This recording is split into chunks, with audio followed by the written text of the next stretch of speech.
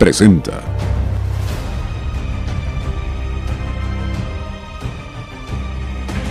Bicentenario. El Bicentenario de Bolivia no solo es una ocasión para celebrar 2 siglos de independencia, sino también una oportunidad para reflexionar sobre los desafíos actuales, especialmente en lo que respecta a la inclusión de los pueblos indígenas en la narrativa nacional. Historiadores como Paola Revilla y Sayuri Loza subrayan la importancia de construir una historia más inclusiva que reconozca las contribuciones de todos los sectores de la sociedad, especialmente aquellos que han sido marginados. Revilla señala que, aunque muchos indígenas y afrodescendientes participaron activamente en la lucha por la independencia, sus voces han sido históricamente silenciadas en la narrativa oficial. Loza, por su parte, destaca que la Constitución de 2009 abrió puertas a las visiones indígenas, pero el desafío sigue siendo integrar estas identidades en un concepto unificado de nación. Ambos coinciden en que la construcción de una Bolivia más justa y cohesionada requiere reconocer y valorar la diversidad cultural del país.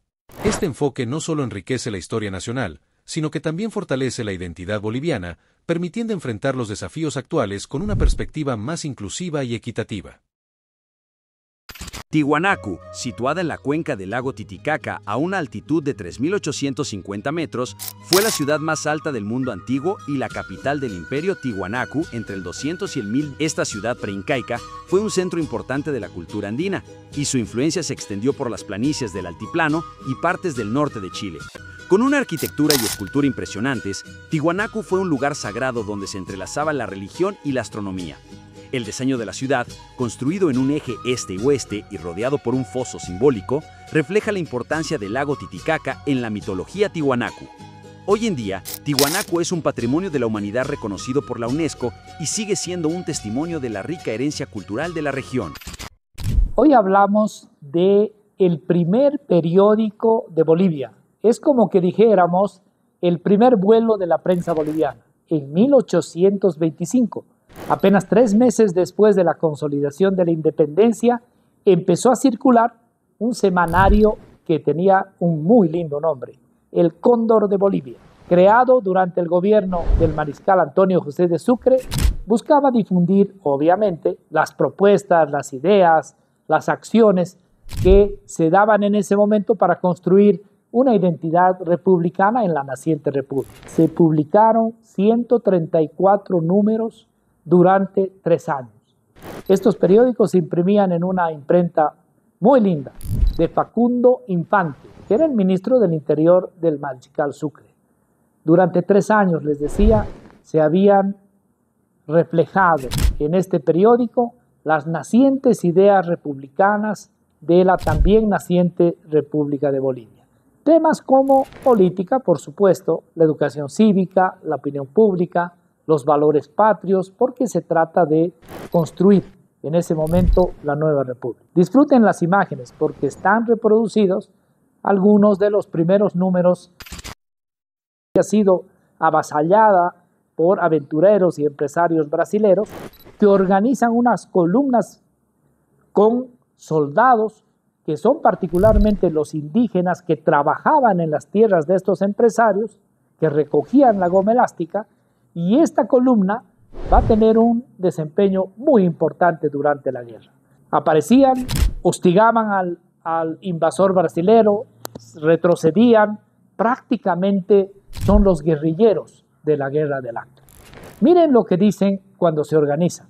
Le mandan una comunicación al delegado nacional del noreste de Bolivia donde les dicen: en vista de la grave amenaza a nuestro territorio, resolvimos marchar hoy mismo al Acre. Nuestra fuerza ha recibido por nombre Columna Porvenir. Su origen, por supuesto, se remonta a la ley que sanciona en diciembre de 1901 y aprueba un convenio con una empresa internacional llamada The Bolivian Syndicate. Al no funcionar la participación de esta empresa que debía administrar el Acre para Bolivia, pues los brasileros vuelven a arremeter contra nuestro territorio del Acre y ahí aparece la Columna Porvenir. Son, ni duda cabe, los guerrilleros del Acre. Estamos hablando más o menos para 1902 que habían unas 20 barracas de goma boliviana ocupadas ilegalmente por los seringueros brasileños. Y estos empresarios, los de la Columna Porvenir, financiaron todas las armas, las municiones, la alimentación y la logística de los soldados de esta columna. Aquí se destaca, como todos conocen ya, el nombre del empresario Nicolás Suárez.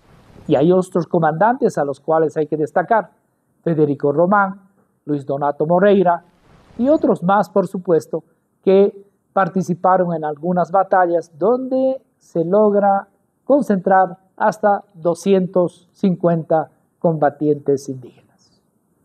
Aquí el bicentenario en la historia. Vamos a hablar ahora un poquitito de cine, de la primera película que se expuso en Bolivia. 1897, las luces del Teatro Municipal se apagaron para convertirse en la primera sala de cine silente de Bolivia. Esta primera proyección, es curiosísimo, ¿no?, traía una película de los representantes de la famosa Casa Lumière para que se exponga en Bolivia. Quienes proyectaban estas cintas breves habían hecho el acuerdo para que fuera en el Teatro Municipal, pero algo pasó allí porque en realidad se frustró la primera exposición, la gente empezó a gritar, por supuesto, como estamos acostumbrados a insultar, etcétera, y se suspendió la película. 2 días después, ya en una sala improvisada en la calle Ingavi, una persona anónima, un empresario anónimo, pone la película en una sala improvisada, cobra 50 centavos por persona y se hace la primera exposición. Después van a venir, en 1904, las primeras vistas filmadas en Bolivia, que es el retrato de personajes históricos y de actualidad. Aquí no hay nada de ficción todavía, realizado por la compañía Marine and Monterrey, donde se mostraba la transmisión de mando del presidente José Manuel Pando a Ismael Montes. En diciembre de ese mismo año, el empresario boliviano José del Castillo, y esto es lo más importante, presentó el gran kinetoscopio monstruo, donde exhibía vistas de una batalla ruso-japonesa. En 1912, Luis Castillo González va a mostrarnos vistas locales que pueden registrarse como la primera película boliviana. José Santos Vargas cuenta que en una ocasión, en 1817, cuando las huestes indígenas habían ya rodeado a las huestes realistas en una batalla, un indígena se habría acercado hacia un soldado realista. El soldado indígena simplemente estaba armado con un garrote, que sería un palo nada más, para acometer al soldado realista. El soldado realista estaría armado con un fusil, con su bayoneta, y con su bayoneta le habría clavado al cuerpo de su agresor, que en este caso sería el soldado patriota. El soldado patriota, el indígena, más que asustarse, más que escapar, mucho más que cualquier otra cosa, decide agarrar el fusil, clavándose más la bayoneta solamente con el objetivo de darle el garrotazo y así terminar con la vida, o por lo menos herir a su agresor. El soldado realista, al ver esto, termina teniendo miedo y termina escapándose, y lo interesante del caso es que el fusil termina clavado en el estómago del indígena insurgente. Termina muriendo y termina dando una reflexión en palabras de José Santos Vargas. Dice, ¿no? José Santos Vargas transcribe que el indígena me habría dicho: así como yo he muerto por la patria consiguiendo un fusil, todos tenemos que estar dispuestos a ofrendar nuestras vidas por lo que sería la sagrada causa de la patria. El 16 de julio de 1809, el pueblo paceño instauró el primer gobierno independiente de la corona española. Duró poco, pero su ejemplo se irradió por todo el continente y a nadie podría detenerlo.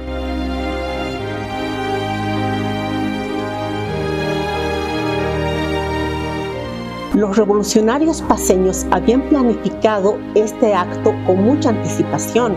Tenían escrito un plan de gobierno de 10 puntos y el primero de ellos decía: no se enviará más dinero a Buenos Aires, porque los impuestos que pagaban los paceños iban a dar a las arcas reales y este dinero era enviado al Virreinato de Buenos Aires, que no tenía recursos para sustentarse. La Paz era una intendencia rica, que tenía oro en la recaja y coca en los yungas, y que producía abundante economía excedente como para pagar impuestos a la corona, y este dinero era llevado a Buenos Aires. Esto obviamente no les gustó a los realistas, quienes mandaron tropas que vinieron desde Cusco, comandadas por José Manuel Goyeneche, para destruir esta revolución. En octubre entraron a La Paz, capturaron a todos los insurrectos, instaurando unos procesos falsos. Bajo tortura los obligaron a hacer confesiones contra su voluntad. Finalmente, la primera sentencia incluía la muerte de un grupo de 10 patriotas. Murieron Pedro Domingo Murillo, Juan Bautista Sagárnaga, Apolinar Jaén, Buenaventura Bueno y otros patriotas. Pero ese ejemplo que dieron se irradiaría por todo el continente, dando inicio a la Guerra de la Independencia. La bandera de Bolivia, uno de los símbolos patrios más emblemáticos, encarna la valentía, la unidad y la resistencia de un pueblo que luchó por su independencia. Su historia se remonta al 17 de agosto de 1825, cuando, pocos días después de la declaración de independencia, la República de Bolívar adoptó su primera bandera nacional. Este momento marcó el inicio de un emblema que uniría a los bolivianos en una causa común y representaría su identidad como nación soberana. Los colores rojo, amarillo y verde, pilares fundamentales de la bandera actual, fueron establecidos durante el gobierno de Manuel Isidoro Belzu en octubre de 1851. La inspiración para este diseño surgió de un arco iris que Belzu observó cerca de la comunidad de Pasto Grande. Cada color adquirió un significado profundo. El rojo representa la sangre derramada por los héroes en defensa de la patria, el amarillo simboliza las riquezas naturales del país, y el verde refleja la esperanza y la abundancia de la naturaleza boliviana. Estos colores no solo definen la bandera, sino que también encapsulan la esencia de la lucha y el sacrificio del pueblo boliviano.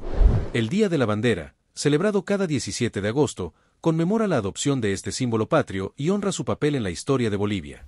A lo largo de los años, la bandera ha sido testigo de momentos cruciales y ha sido defendida con valentía en las batallas por la integridad territorial. Hoy, sigue siendo un emblema de unidad, identidad y compromiso, que enaltece el espíritu patriótico y renueva el juramento de amor y lealtad hacia Bolivia. La bandera no solo representa el pasado heroico, sino que también inspira la lucha constante por un futuro mejor para todos los bolivianos. Moriremos si somos sonsos. Pasajes de la Guerra de la Independencia. Eran las 3 de la tarde del 21 de junio de 1816. La larga Guerra de la Independencia viviría una de sus más dramáticas lecciones. En una de las laderas del cerro denominado Chicote, un grupo de 27 patriotas trepan rápidamente la montaña intentando escapar de la caballería española compuesta por 120 hombres. Exhaustos, se percatan que hacia adelante ya no hay camino, un barranco infinito les impide seguir avanzando. Todo está perdido, se dicen unos a otros.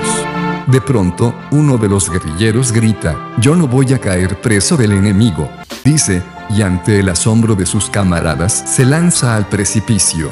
Igualmente, Eusebio Lira, comandante de la Republiqueta de Ayopaya, se niega a entregarse a los realistas. En el preciso instante en que se apresta a lanzarse por el acantilado, sus compañeros lo detienen. Las tropas españolas presencian la escena en medio de risas y burlas. «Quememos el pajonal», propone uno de los guerrilleros.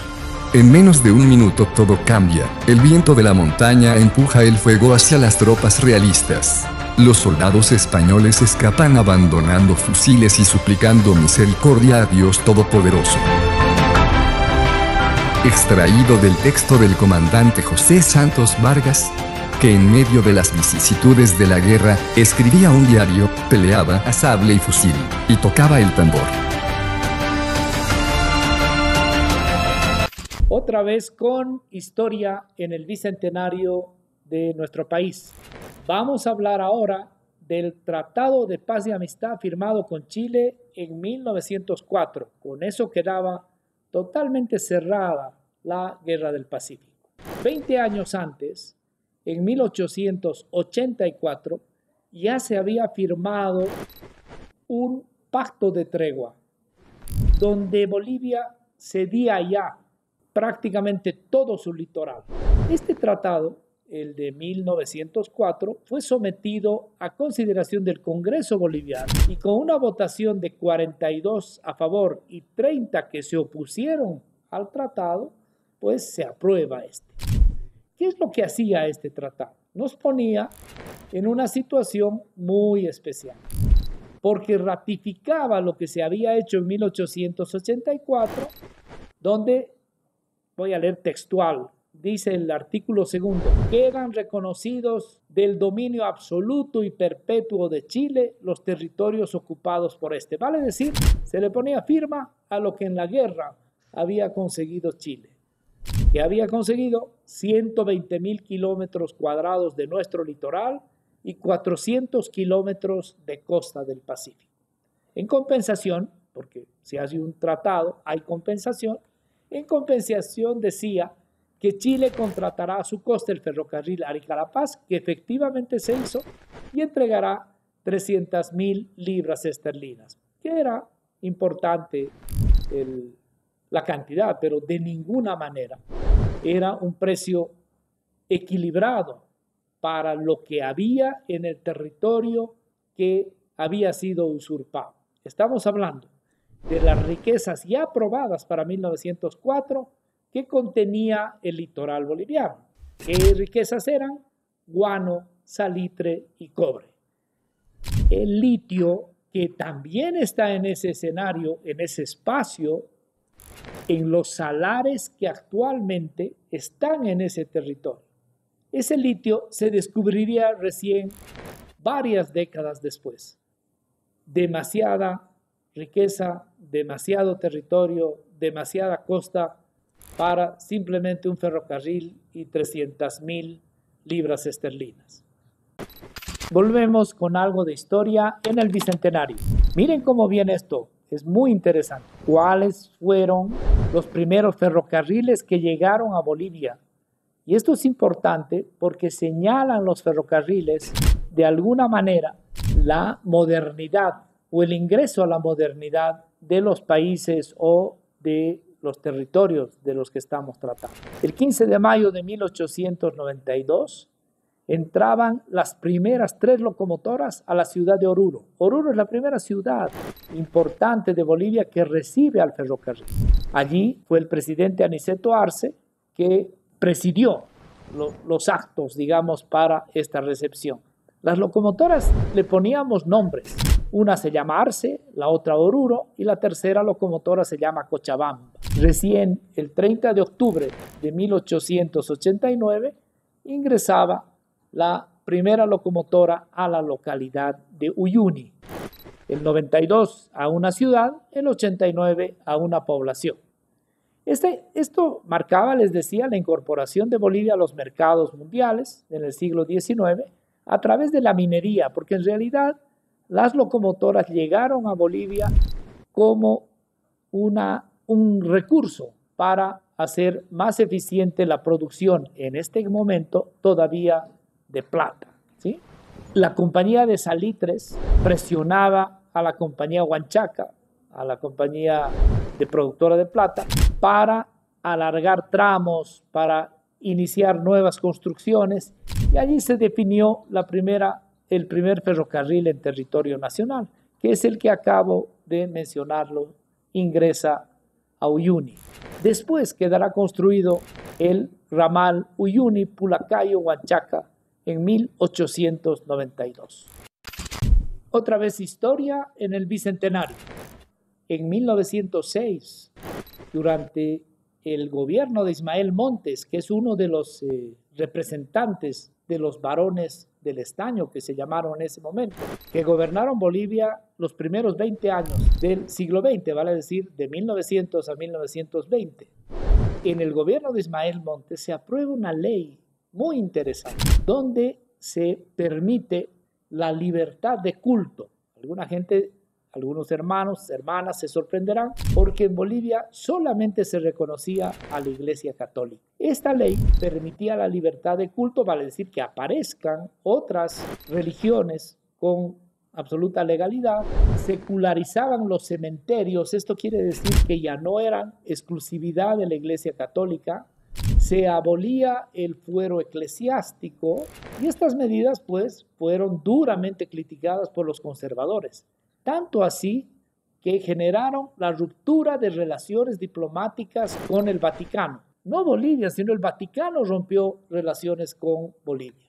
Imagínense, esta ley no planteaba la retirada de la Iglesia Católica del territorio boliviano. Lo único que mencionaba era que, ahora les voy a leer, el Estado reconoce y sostiene la religión católica apostólica romana, permitiendo, aquí está la diferencia, permitiendo el ejercicio público de todo otro culto religioso. ¿Qué les parece?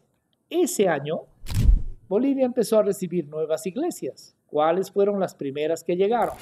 La Iglesia Metodista Evangélica de Bolivia, la Unión Bautista Boliviana, la Misión Evangélica Andina y la Iglesia Adventista del Séptimo Día. Liberales, totalmente liberales.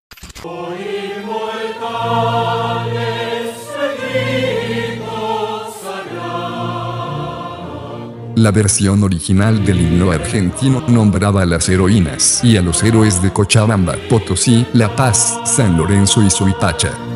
Era tal la cantidad de sangre que se había derramado en el territorio que incluso el himno del vecino país mencionaba a las y los patriotas de la actual Bolivia. El himno argentino fue escrito en 1812 por Vicente López y Blas Parera, pero fue interpretado por primera vez en la casa del Mariquita Sánchez el 14 de mayo de 1813. La cuarta estrofa del himno argentino mencionaba a los patriotas de Potosí, Cochabamba, La Paz, Suipacha y San Lorenzo. ¿No los veis arrojarse con saña sobre México y Quito, y cual lloran bañados en sangre, Potosí, Cochabamba y La Paz? Señalaba la versión original. Años después, el himno fue reducido a su versión actual. Varios generales argentinos ensalzaban la contribución de las republiquetas de la actual Bolivia a la añorada conquista de la libertad del continente.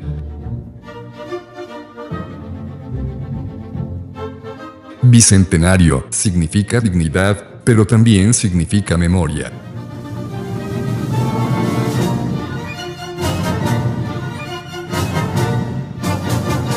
La Revolución de Chuquisaca, ocurrida el 25 de mayo de 1809, es considerada el punto de partida del proceso independentista en Bolivia y uno de los primeros movimientos emancipadores en América del Sur.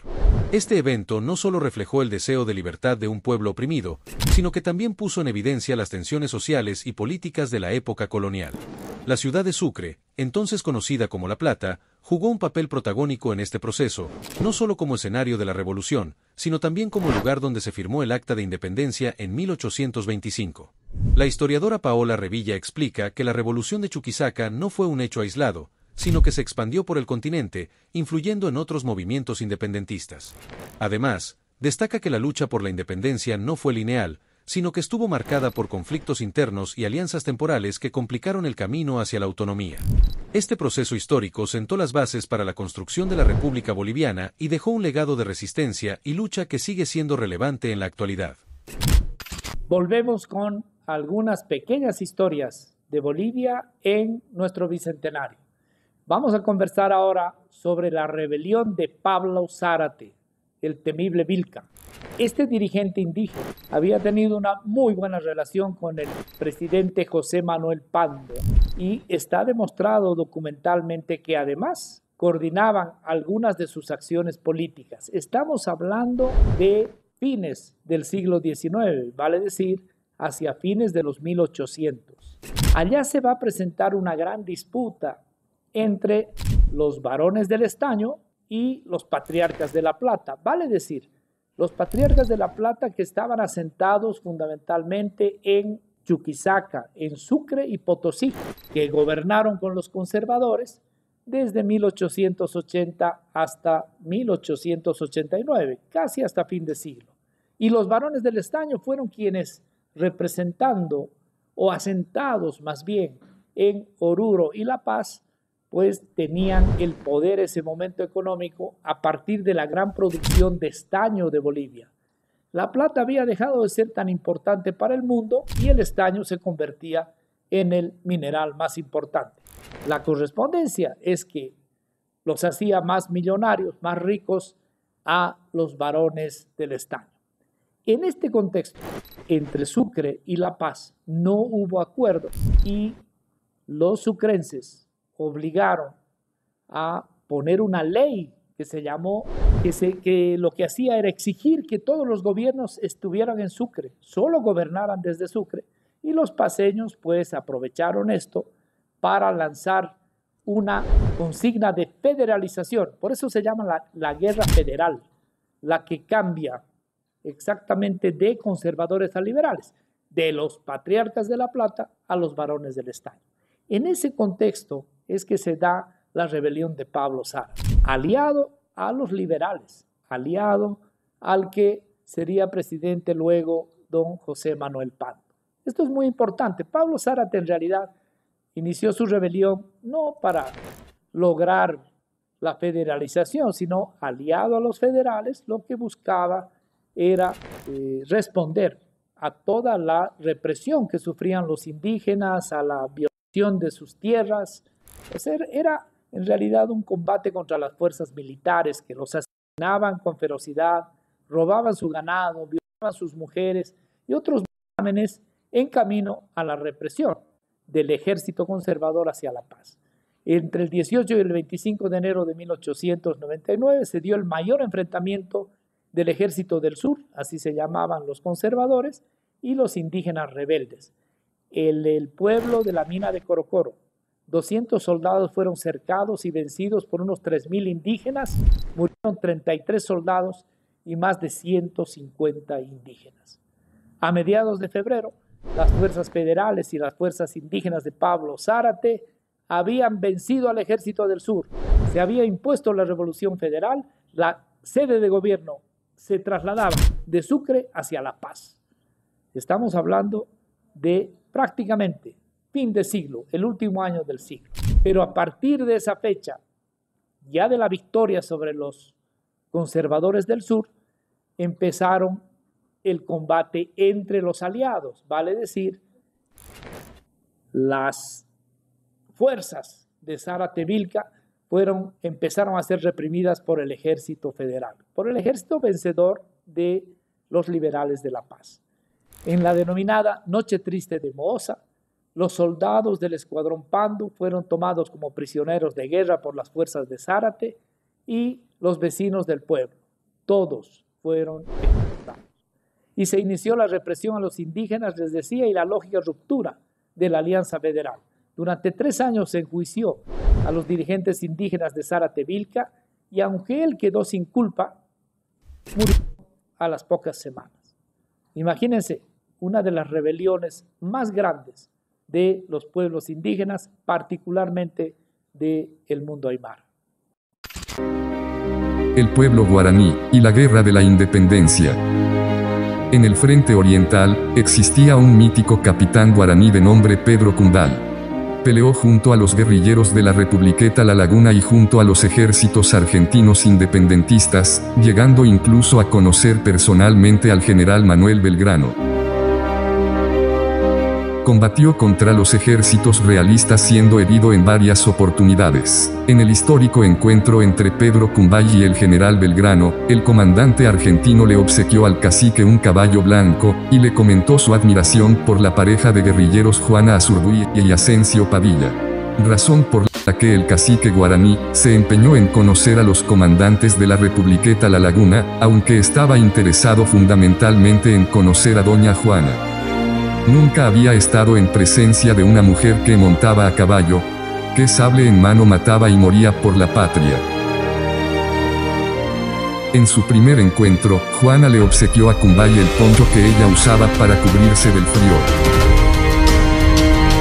Cundal retribuyó el obsequio proporcionándole víveres y cientos de guerreros. El comandante guaraní permaneció leal a los Padilla hasta la conclusión de la guerra. Sin el apoyo de los pueblos indígenas, rápidamente hubiéramos sido derrotados. sostuvo el comandante de la independencia, José Santos Vargas.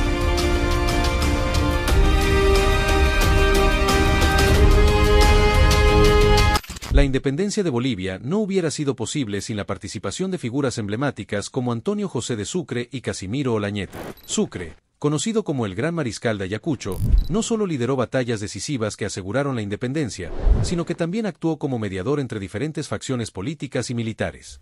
Su papel fue fundamental en la consolidación de la República, especialmente en la redacción de la Constitución y en la organización del nuevo Estado. Por otro lado, Casimiro Olañeta, un jurista charquino, fue clave en las gestiones diplomáticas y políticas que llevaron a la firma del Acta de Independencia. Revilla destaca que fue gracias a las gestiones de Olañeta y otros juristas que Bolivia logró separarse de la tutela de Lima y Buenos Aires. Estos líderes no solo lucharon por la independencia, sino que también sentaron las bases para la construcción de un Estado soberano. Su legado sigue siendo un referente en la historia boliviana y un recordatorio del papel crucial que desempeñaron en la formación de la nación. El Pucllay y el Ayarichi son manifestaciones culturales que expresan gratitud a la Pachamama y conmemoran la batalla de Jumbate de 1816, en la que el pueblo de Tarabuco logró liberarse del dominio español. Estas danzas y músicas son un símbolo de resistencia y orgullo para la cultura yampara. Caminó 2.500 kilómetros desde el norte de Potosí hasta llegar a Buenos Aires para reclamar al virrey por los indecibles malos tratos que recibían sus hermanas y hermanos por parte del corregidor en Chayán. El virrey lo recibió, pero los malos tratos y abusos continuaron. El 10 de septiembre de 1780, los comunarios de Potosí, encabezados por Tomás Catari, iniciaron un cerco a la ciudad de La Plata.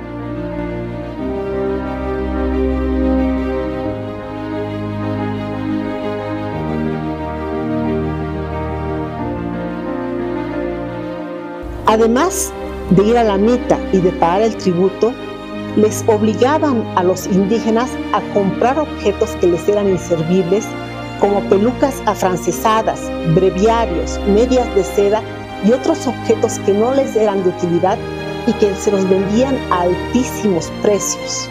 Cansados de este saqueo, Tomás Catari lideró al ejército indígena que rodeó la ciudad de La Plata. Posteriormente, Tomás Catari fue capturado por los españoles y cuando era llevado a ser procesado justamente a La Plata desde Chayanta, fue asesinado empujándolo hacia un barranco. Luego del asesinato de Tomás Catari, asumieron el liderazgo sus hermanos, Dámaso y Nicolás Catari, quienes continuaron en contacto con Túpac Amaru, tomaron el control de la revolución y nuevamente cercaron La Plata. Aunque fueron derrotados, la revolución ya se había esparcido por todo el continente americano. Presentó